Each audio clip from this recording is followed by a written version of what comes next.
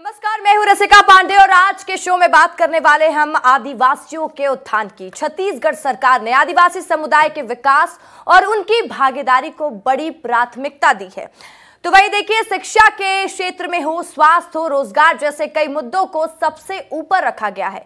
शिक्षा, स्वास्थ्य, सड़क, संचार और सुरक्षा नेटवर्क मजबूत किया जा रहा है।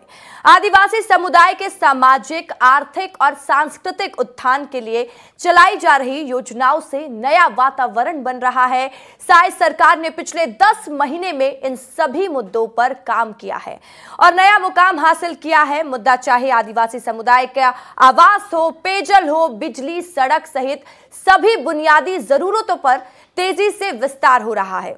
आज हम सरगुजा के आदिवासियों के जीवन स्तर के बदलाव पर बात करेंगे, विष्णुदेव सरकार के संकल्प पर चर्चा करेंगे, लेकिन इससे पहले ये रिपोर्ट देख लीजिए।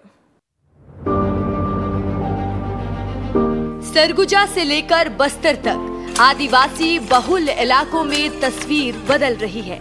सरकार लगातार आदिवासियों के लिए नई नई योजनाएं शुरू कर रही है और लोगों को इन योजनाओं का सीधे तौर पर फायदा भी मिल रहा है। आदिवासी आर्थिक रूप से सशक्त हो रहे हैं। छत्तीसगढ़ में भाजपा की सरकार बनने के साथ ही तेंदुपत्ता का रेट बढ़ाया गया है। साथ ही अब तेंदुपत्ता बेचने के बाद उनके खातों में पैसे सीधे आना शुरू हो गया है। फायदे होता है। हाँ। आज साल फायदे है। हाँ। विष्णुदेव बढ़ाई न है। हाँ। तो हमारे फायदे है। आगु साल आउटोरब। हाँ। पर साल बढ़ी से है 5,500 पाए रहे। अच्छा। 1,000 पता ही नहीं। अच्छा। बढ़िया लागे। हाँ। पता करो रेट बढ़ाए दी से तो। हाँ। और सरकार हती है ना। रेट बढ़ाई। हाँ। ठीक है करी। साई सरकार ने आदिवासी बहुल क्षेत्र सरगुजा में भी खासा विकास किया है। तेजी से विकास हो, इसके लिए सरकार ने सरगुजा विकास प्राधिकरण के माध्यम से करोड़ों रुपए के कार्य स्वीकृत किए हैं। आदिवासी के साथ साई सरकार।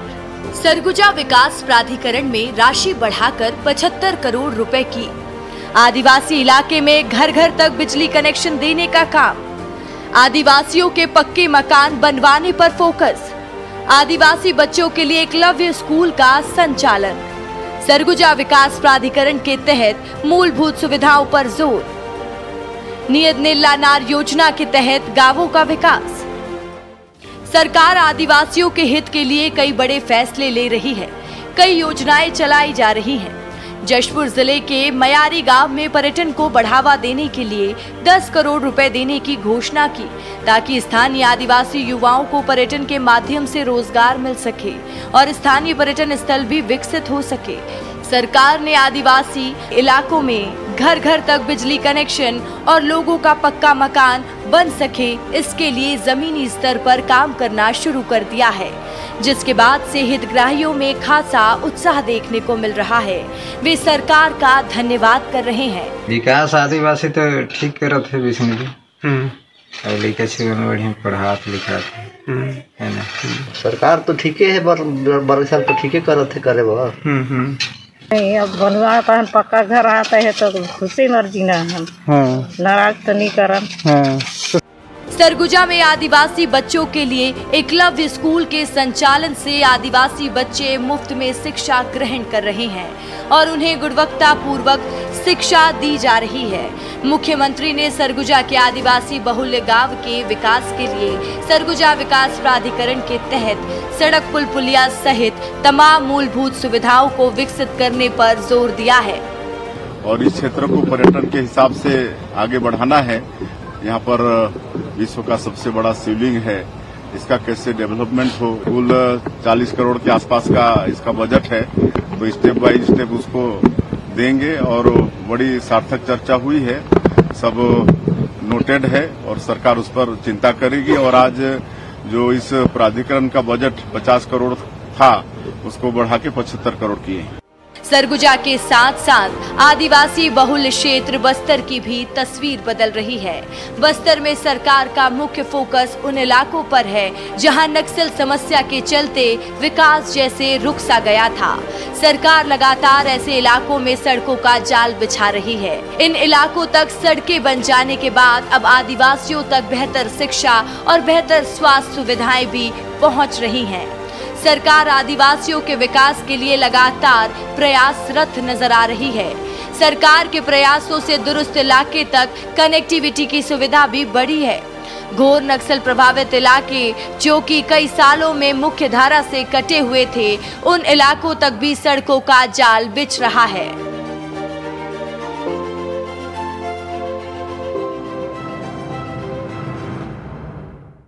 तो देखिए किस तरीके से काम हो रहा है आदिवासियों के लिए। सरगुजा से क्षेत्र की हम बात करें या फिर बस्तर की बात करें, हर जगह आदिवासियों के लिए काम किया जा रहा है, आदिवासियों का उत्थान किया जा रहा है। और इसी विषय को और बेहतर तरीके से समझाने के लिए हमारे साथ एक पैनल मौजूद है। सीधा उनका रुख करते हैं। सरगुजा कमिश्नर हमारे साथ है GR चुरेंद्र जी, बहुत बहुत स्वागत है सर आपका। विजय मंडावी हैं जो कि आदिवासी समाज के प्रमुख हैं, उनसे भी समझने की कोशिश रहेगी। और डॉक्टर मुरली मनोहर देवांगन है जो जनजातीय एक्सपर्ट है, इस वक्त मेरे साथ स्टूडियो में मौजूद है। सर आपका भी बहुत बहुत स्वागत है। तो आप तीनों से ये समझने की कोशिश रहेगी कि आखिर किस तरीके से आदिवासियों के लिए काम हो रहा है, कहां पर कमी रह गई है और काम करना जरूरी। तो सबसे पहले मुरली मनोहर देवांगन जो इस वक्त मेरे साथ स्टूडियो में मौजूद है, उनसे समझेंगे।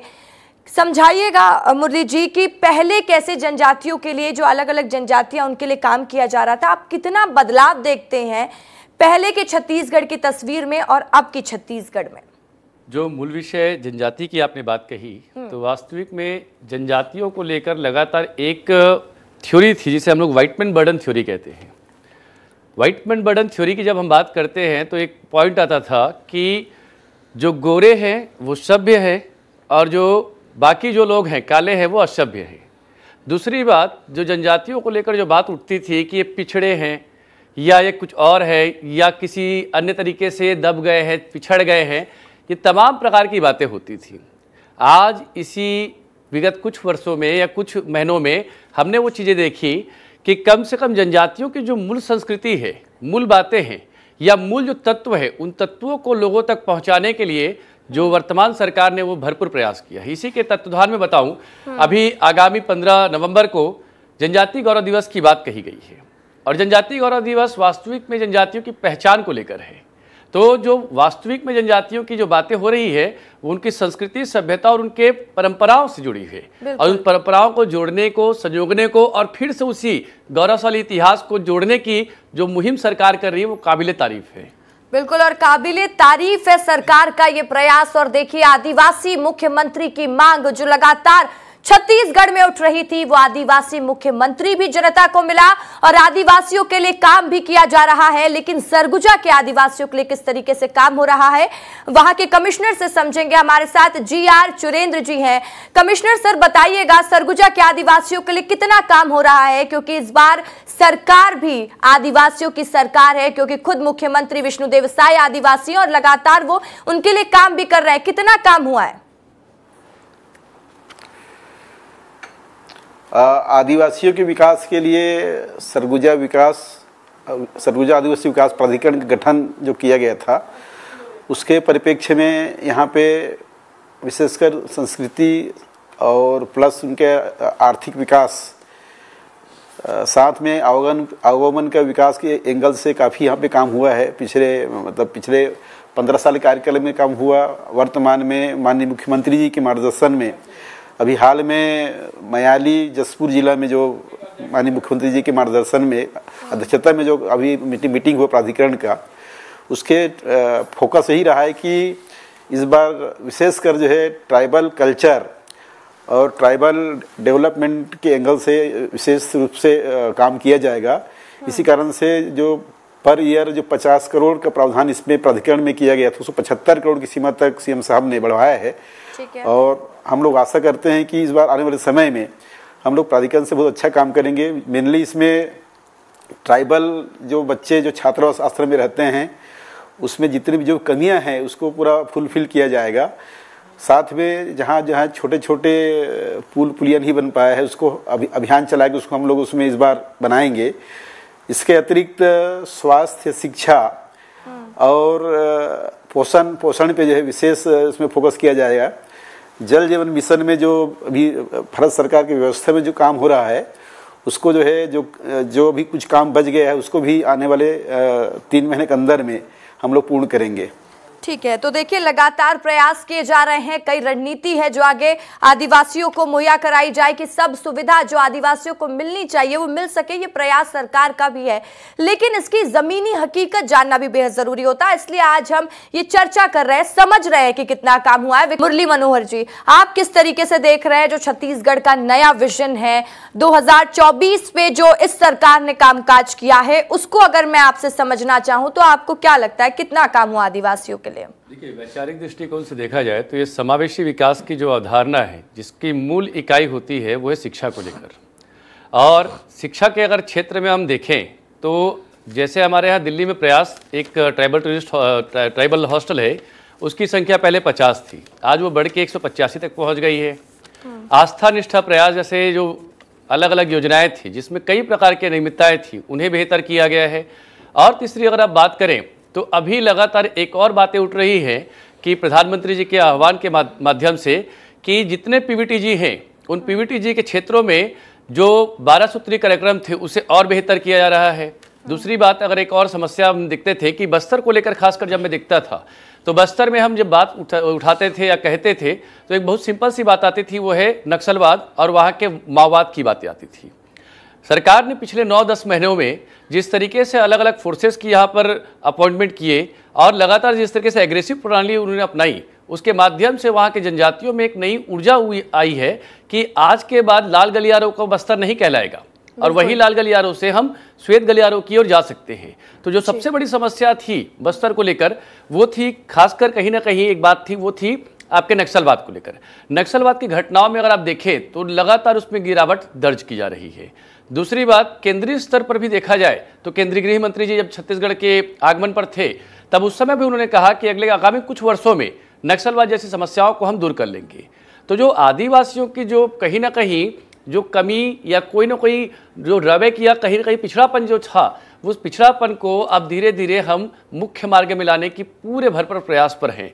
और इसमें कहीं ना कहीं सरकार का जो एग्रेसिव रवैया है वो रवैया कहीं ना कहीं कारगर सिद्ध होगा। और बिल्कुल देखिए, सबसे बड़ी बात यह है कि आदिवासियों को लेकर पहले भी बातें होती थी, लेकिन अब जिस तरीके से काम किया जा रहा है, आप देखिए कि कुछ ऐसी योजनाएं जो पहले बंद कर दी गई थी, आदिवासी बच्चों के लिए एकलव्य स्कूल की योजना फिर से शुरू की गई और तेंदुपत्ता को लेकर जो राशि बढ़ाई गई तो वो उनके लिए कहीं ना कहीं बहुत लाभदायक भी है और इसकी मांग भी आदिवासी बरसों से कर रहे थे। चरण पादुका योजना का अगर मैं जिक्र करूं, क्योंकि बहुत जरूरी होता है, वो जगह जगह पर जाते पहले चरण पादुका दी जाती थी इस योजना के तहत, लेकिन बीच में बंद हो गई थी, लोगों को लाभ नहीं मिल पा रहा था।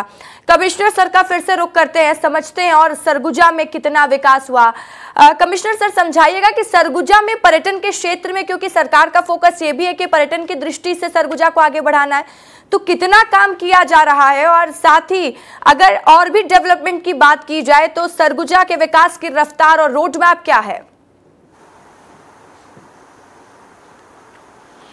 इसमें सरगुजा में पर्यटन के क्षेत्र में अपार संभावनाएं हैं और इसमें सभी जिलों में बहुत अच्छा काम किया है। माननीय मुख्यमंत्री जी का भी जो फोकस है, जो भी म्याली में जो प्राधिकरण की बैठक हुआ उसी स्थान से हम लोग पर्यटन विकास की एक विशेष प्रयास म्याली जसपुर जिला से हम लोग स्टार्ट किए हैं और उससे एक कार्य योजना बनाया गया है जिसके तहत सीएम साहब ने उसमें 10 करोड़ की राशि देने की घोषणा किए थे। इसके अतिरिक्त जिला कोरिया, एमसीबी, बलरामपुर, अंबिकापुर सभी जिलों में एक विकास की योजना बना, पर्यटन विकास की योजना बना करके जिले कलेक्टर्स अपनी स्तर से पहल कर रहे हैं और पर्यटन बोर्ड के माध्यम से भी हम लोग उसमें आगे काम करेंगे। तो आने वाले समय में हम लोग ये मानते हैं कि पर्यटन के क्षेत्र में काफ़ी इसमें काम होगा। इसके साथ अगर हम रोजगार की बात करें तो यहाँ के ट्राइबल्स को और प्लस और भी जो जाति के समाज के लोग हैं और नया युवा पीढ़ी है उसको स्वरोजगार की दिशा में हम लोग इस बार हार्टिकल्चर और एग्रीकल्चर बेस्ड काम बढ़ा करके जो यहाँ पे पड़त भूमि है प्लस डाढ़ जमीन है और जो आज उपयोग नहीं हो रहा है, साथ में FRA की जो ज़मीन दिए गए हैं मतलब आदिवासियों को, उसमें हम लोग जो है विशेष फोकस करके स्वरोजगार का अवसर लोकल स्तर से बढ़ाएंगे। और ये प्रयास रहेगा कि आने वाले 5 साल में प्रसंस्करण इकाइयों की स्थापना, लोकल उत्पाद को हमें एक प्रसंस्कृत करके हम आगे उसको बढ़ाना चाहेंगे, ताकि जो उत्पाद यहाँ तैयार हो रहा है उसका लाभ एक प्रकार से आर्थिक समृद्धि की दिशा में लोगों को मिले।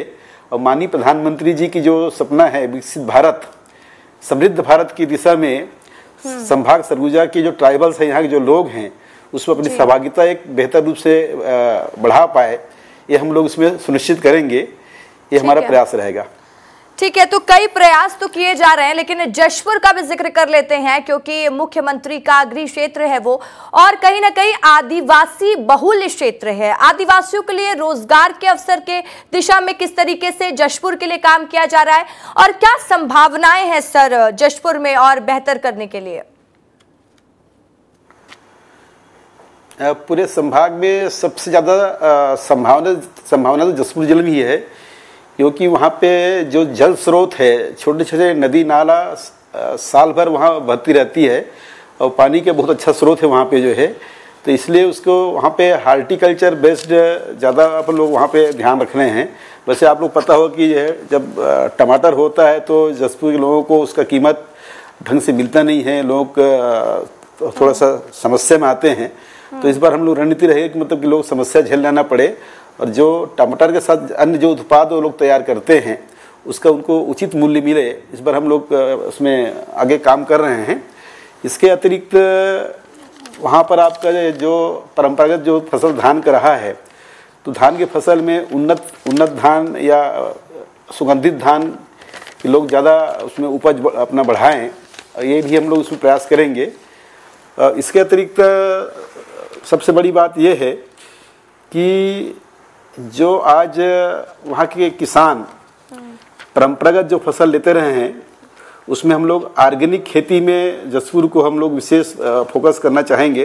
वैसे भी पहले इसमें काम हुआ है, तो ऑर्गेनिक खेती करके हम पूरा यहाँ के उत्पाद को हम जो है नेशनल और इंटरनेशनल लेवल पे हम आगे बढ़ाना चाहेंगे। ये हम लोग रणनीति रहेगा।